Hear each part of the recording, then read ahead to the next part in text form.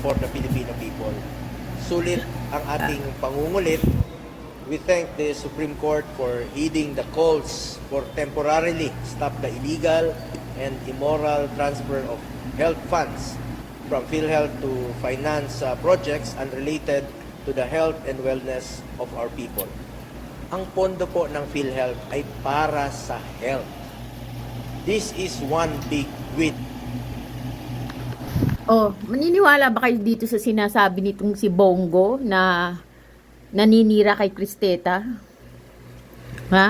Ang sinasabi ni Cristeta, hindi daw lulukuhin ng tao. Numero uno itong manloloko. Ito nga yung nagbibigay ng rewards money, di ba? From Digonyong Dutae to Bongo, and then to Edelberto, and then to doon sa mga chief niya na, 'di ba, sa mga kapulisan. Unang-una, according to Garma yan Rohina Garma. Yan yung confession ni Rohina Garma na merong reward system talaga during the EJK or the Peking War on Drugs ng Dutae government. Okay? Ngayon, eto, maniniwala ba kayo sa sinasabi nito na number 1 din itong kanang kamay ni Digonyong Dutae during war on drugs? Maniniwala kayo? Tagabigay ng rewards yan Tagabigay ng pera yan para pumatay ng mga walang malay na mga Pilipino. 41,000 na pinatay ng perang pinamimigay niyan Yung rewards money niya. 41,000 ng mga Pilipinong mga taga-squatter, mahihirap, walang anuman, walang makain, pagpag. Yan lang ang kaya nilang patayin yung walang kakayahang rumesbak. Diba? Tapos ngayon, maniniwala kayo na yung 89.9 daw na billion na PhilHealth Fund, excess fund yun. Kasi ito, hindi ito palibasa, walang economic education to Hindi ito nakatapos ng economic Kaya, ano naman malay nito sa budgeting? Any isang singkong duling nga na na pinag-aralan sa economic, wala Tapos maniniwala kayo sa pagmumukha niyan. FYI, mga DD shit. Tanungin natin si ChatGPT, bakit kailangan ilipat yung excess? Pag sinabing excess, ano na yan? Sobra-sobra na yan sa mga health, PhilHealth funds. Kasi alalahanin, 600 billion ng PhilHealth funds ng PhilHealth na hindi nagagalaw.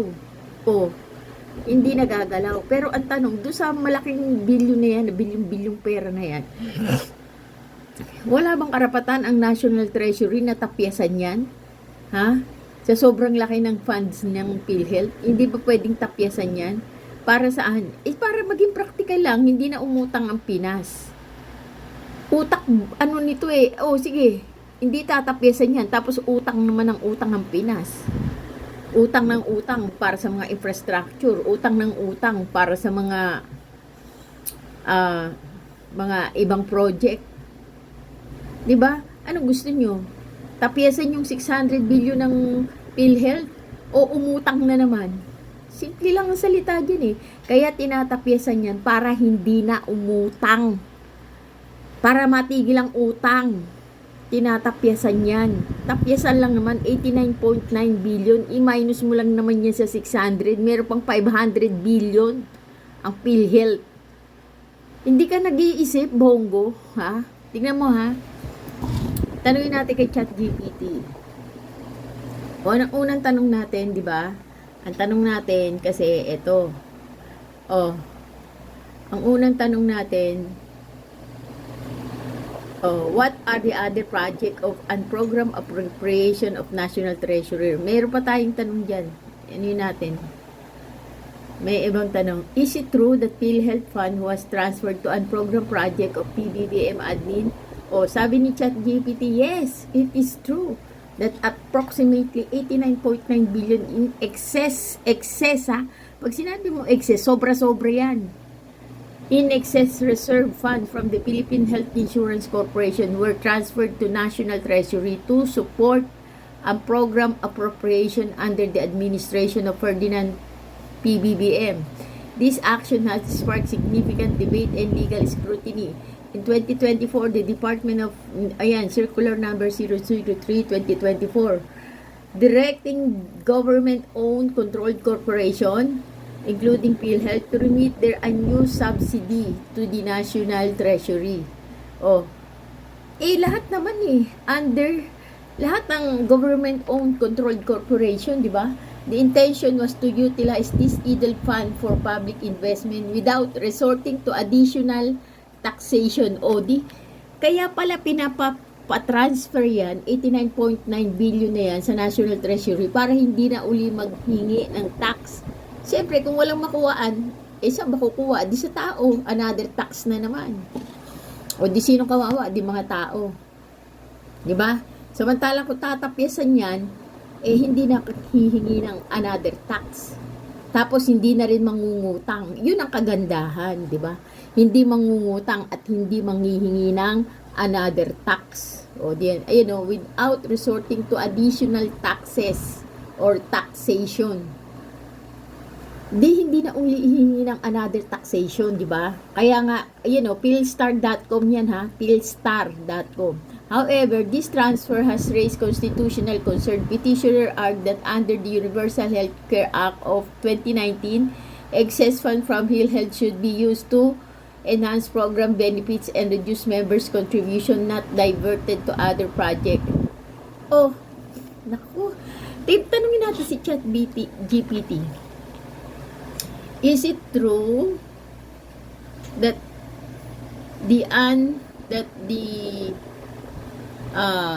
hindi nagagalaw? What is the English hindi nagagalaw? Unfixed, unharmed, were transferred to excess. And is it true that the 600 billion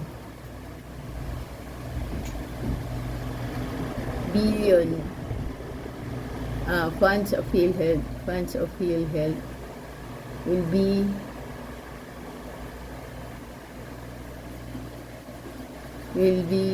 reduced to yung 600 minus 89 711 will be reduced to 710.1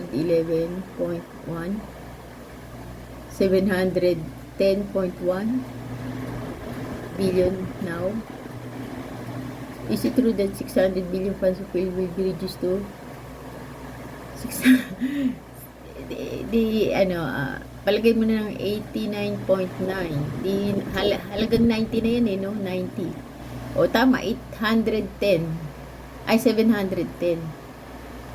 710.1 billion now. Because of the transfer of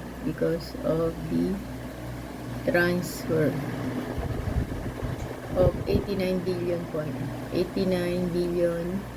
9 to National Treasury.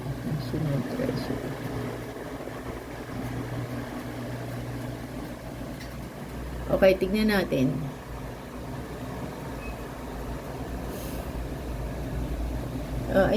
The Philippine Health Insurance Corporation, PhilHealth, had an excess of 89 billion in unutilized fund. Excess lang pala yung 89.9 billion which were transferred to National Treasury. Regarding the figure you mentioned, 600 billion, there seems to be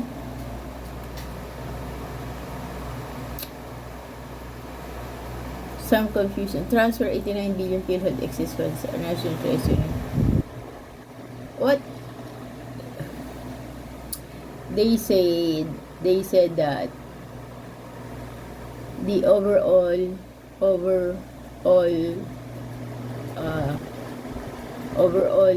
fund of PhilHealth is 600 billion is 600 billion.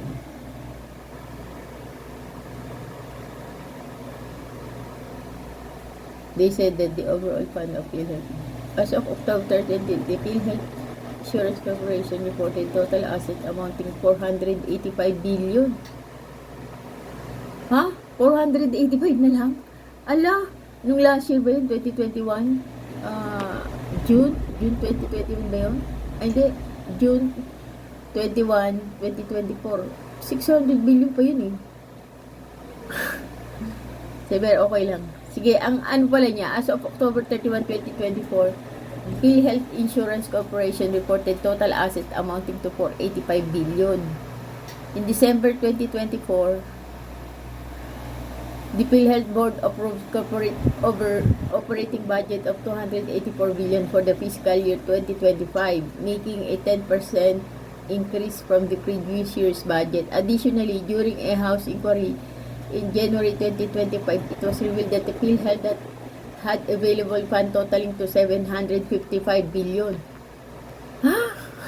Ayan na, sabi 755 billion ha, noong January 2025 ha. Oh, Manila Bulletin yan. Regarding transfer of the 9.9 billion in excess fund from PhilHealth to National Treasury, this action was intended to support. O, kita mo? Ang aalisin mo lang doon sa 755 billion ay 89.9 billion. Ang laki-laki ng 755 billion. O, palagay mo na lang itong 485 billion na lang. O, yan o. As of October 31, 2024, the PhilHealth Insurance Corporation reported total asset amounting to 485 billion. Palagay mo na yan, 485 billion. Tatapisan mo lang siya ng 89. O, alisin mo lang yung 90. Palagay mo na 90 billion. O, 310. 395 billion pa ang matitira. Eh, ang laki-laki pa niyan. Diyos ko. Eh, ang kailangan lang naman na ano, ay yung budget. Yung budget, operating budget nila, 284 billion. Para sa 2025. Eh, di meron pang, teka, 485 minus 90. Di 395 minus yung 384. Eh di may ano pa yan, may sa 200 may 16. Di 195 plus 16. 195 200 11 211 billion pa ang matitira. O di ba? Additionally, during House inquiry in January 2025, it was revealed that the PhilHealth merong 755 billion regarding to the transfer of 89 billion in excess fund from PhilHealth to National Treasury. Maraming tulong na magagawa yung 89.9 billion na yan. In summary, PhilHealth total fund have reported different level. 484 billion of October 2024, 75 million of January 2025. The transfer of 89 billion to the National Treasury represent portion of this fund and does not significantly impact PhilHealth capacity to fulfill commitment. Ang laki-laki ng pera. Huwag kayo naniniwala dyan kay Bongo, ha? Huwag kayo naniniwala dyan. 284, nakikita mo, billion for fiscal year 2025.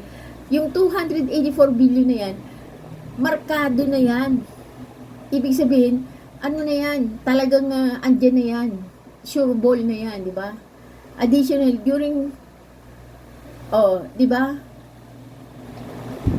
Regarding the transfer 89.9 billion in excess fund from PhilHealth to National Treasury, this action was intended to support various and program appropriation in the national budget. Despite this transfer, PhilHealth maintains sufficient fund to cover its obligation and has continued to assure the public of its financial capability.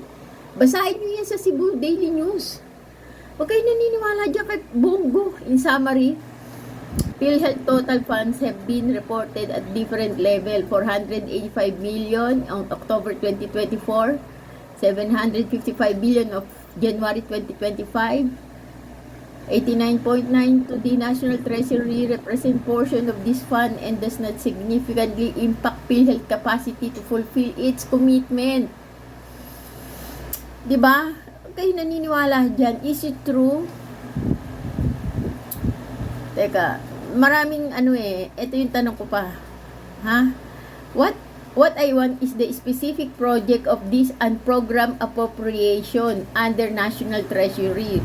Why they are transferring such huge 89.9 billion of excess funds from PhilHealth. Bakit nga ba kailangan? Ito yung sagot ha.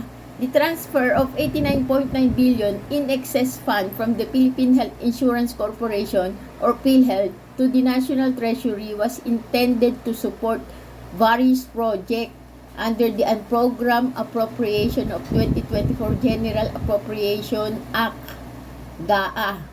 These unprogrammed appropriations serve as standby allocation for priority projects and programs that are not included in the regular budget but can be funded when additional revenues or savings become available.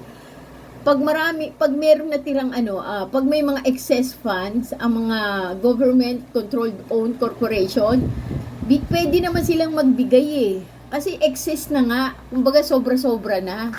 Kasi marami din nangangailangan. Tignan mo yung specific project funded by the transfer. Ito yung mga kailangan, according to the Department of Finance, redirected funds were allocated to several key initiatives, including health-related project. Ano lang naman i-redirect lang.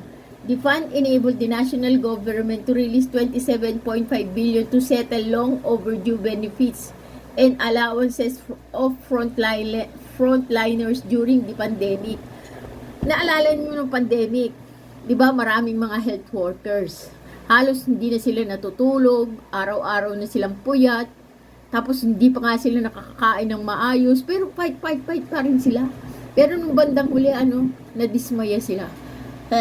Nagpakahirap sila, nagpakabayani sila, pero sa kakaunting allowance, wala sila. Parang pa sila noon, parang tipid na tipid. Pero, dahil nga inisip nila pandemic yun, emergency. So, parang bayani mode na lang sila, hindi na sila umimik. Kasi, parang inisip na lang nila, nagpapakabayani sila. Kasi pandemic nga di tahimik lang sila. Pero deep inside, masama loob nila. Di ba, nag-rally-rally pa rin nga sila nun. Kasi unang-una, marami din silang pamilyang nagutom. Nagkaroon din sila ng mga sakit, kasi syempre nahawa din yung iba. Kaya humingi sila ng kaunting allowance lang o kaunting rewards para lang doon sa nagawa nila ng pandemic. Ngayon, hindi nga sila maibigyan ng gobyerno kasi flat na flat daw yung gobyerno natin nung panahon ni Digong yung Duterte. Kaya hindi sila nabigyan ng konting ginhawa man lang. Konting lang, yung pampalubag loob. Kasi sa sobrang hirap na naranasan nila nun hindi man lang sila nagkaroon ng rewards. Ngayon, gusto ni sila ni PBBM bigyan ng rewards. Alam mo naman si PBBM mabait. Di ba? Ngayon, kumukuha siya dyan sa 89.9 billion na yan, tatakpiyasan niya yan ng 27.5 billion para ibigay doon sa mga bayani ng taon ng 2021 pandemic. Masama ba yun? Bakit pinipigilan nito mga DD shit? Lalo na yan si Bongbong utak kriminal, utak sindikato. 'Di ba? Bakit pinipigilan niya? Maganda naman yung kapupuntahan ng pera. Para kaysa naman sa mangutang. O kaysa naman sa humingi pa ng another tax. O taasan pa yung tax ng tao. Di dyan na lang. Exist naman yun mga baggage na yun ng PhilHealth. Sobra-sobra. Laki-laki ng billion-billion na yan. 755 billion. Ako. Ang laking pera niyan. Pero ang tanong, dapat lang naman ibigay sa tao, di ba? Ngayon, binibigyan ng tao ng konting ginhawa, umaangal ang mga DD shit. Ayaw nila, lalo na to si Bongo. Infrastructure development. Pero yung pandemic na yun, masama magbigyan ng rewards yung mga manggagawa, no? Hindi naman Infrastructure development. The funds were utilized for big-ticket infrastructure project under the Build Better More program of current administration. Mababasa mo yan sa Sunstar. Ilalagay sa Build Better More project ni PBBM, Philippine Multi-Sectoral Nutrition Project, aim at addressing malnutrition and improving health outcomes across various sectors. Meron naman palang pinapangako Philippine Rural Development Project focus on enhancing agriculture productivity and rural infrastructure to support local economies. O lahat yan nasa Sunstar ha. Mindanao Inclusive Agricultural Development Project designed to promote inclusive agricultural growth in Mindanao benefiting local farmers and communities. Armed Forces Modernization Program. O, nako, ito nga ang kailangan natin, di ba? Kaya nga nagagalit si Donald Trump sa mga European Union. Pag wala silang ibabayad kay Donald Trump na di nila dadagdagan yung pondo nila para sa US, sa NATO, iiwanan sila ni Donald Trump. Kaya nga yun gusto ni Donald Trump taasan yung kanilang expending sa Armed Forces Modernization Program nila ng bawat kasapi ng NATO. Kaya yan, kailangan din ng Pilipinas yan. Armed Forces Modernization Program, kailangan din natin yan. Diyos ko, ang hinihingi nga ni Trump dyan yung 7% ng gross domestic GRP ng bawat bansa na kamiyembro ng NATO, 7%. Sa atin, may porsyento ba? Wala man lang tayong kulangot na inilalagay sa Armed Forces Modernization Program.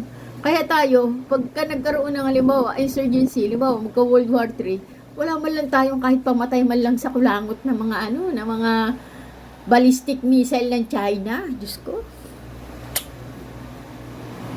Wala man lang tayong katulad doon sa Israel na lalaban doon sa mga ballistic missile na yan. Kasi, andiyan ang mga ang mga DD shit na kontrabida. Mano ba tapyasan mo lang ng 89.9 billion para sa Armed Forces Modernization Program? Galit na galit pa sila. 'Di ba? Galit na galit sila. Bakit sila magagalit? Kung dito naman ilalagay sa Armed Forces Modernization Program. Gusto. Sa mga DD shit na to. Gagalit na. The rationale behind the fund transfer, the Department of Finance defended the transfer by stating that this excess fund originating from unutilized government subsidy of PhilHealth. Unutilized naman pala, hindi nagagalaw. Ibig sabihin tulog. Ang laki-laki ng budget, 755 billion, tapos pinatutulog lang dun sa PhilHealth. Bakit ayaw gamitin? Para sa mga tao, sa serbisyo ng mga tao, katulad yan, modernization ng ating mga armed forces, weapons, insurgency weapons, o yung mga bala, ammunition. Lalaban ka sa gera, tapos wala ka malang bala, kulangot. Ano ba tong mga animal na mga DD shit na to? O, doon sa mga Philippine Multi-Sectoral Nutrition Project, bakit ayaw nila pakainin ng mga malnourished? Diyos ko. Tayo nga, pagpag lang ang kinakain, masaya na tayo.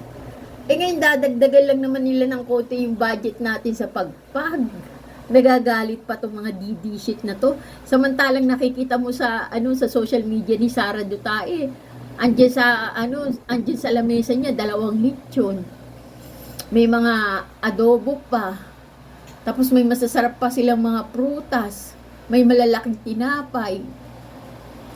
Tapos may mga kambing-kambing pa sila. May mga adobo pa. Marami silang pagkain, putah-putahin nila, iba't iba. Samantalang tayo, dadagdagan lang yung Philippine Multi-Sectoral Nutrition Project. Ayaw na ayaw nila. Galit na galit ang DD shit. Paglalaguin lang yung Philippine Rural Development Project. Ayaw na ayaw. Ilalagay naman dito, Mindanao Inclusive Agricultural Development Project. Ayaw na ayaw nila. Matapisan yung PhilHealth. Bakit? Ha? Bakit? Sobra-sobra na nga ang pera ng PhilHealth. Alam mo, kahit hindi pa magkaroon pa yun ng palagay natin, exclusive na project ang PhilHealth, sobra-sobra pa rin. Kasi yung 755 billion na yan, ang laki-laki niyan para makover ang mga exclusive na mga programa ng PhilHealth. Sobra-sobra yan, matitira dyan. Wala pa nga 100 billion yung yung hinihingi, 89.9 pa lang di ba? Wala pa. Bawasan mo ng 100 billion yan, di 655 billion pa rin.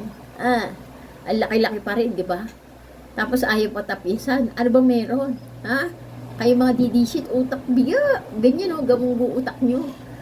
Ano gusto nyo? Umutang ng umutang. Tapos taasan ng taasan yung taxes. Yan ang gusto nyo. Eh yan, itinatransfer para hindi na umutang. Para hindi na tumaas yung tax. Itong si Bongo, ewan. Maliwanag sa sikat ng araw, itong si Bongo, hindi maka-Pilipino to eh. Maka-ano to eh, maka-utak sindikato to eh. Diba? Utak sindikato kasi yan si Bongo. Ayan, nakita nyo? Ito, maniniwala kayo? Sige, hanggang dito na lang tayo mga bibi ko.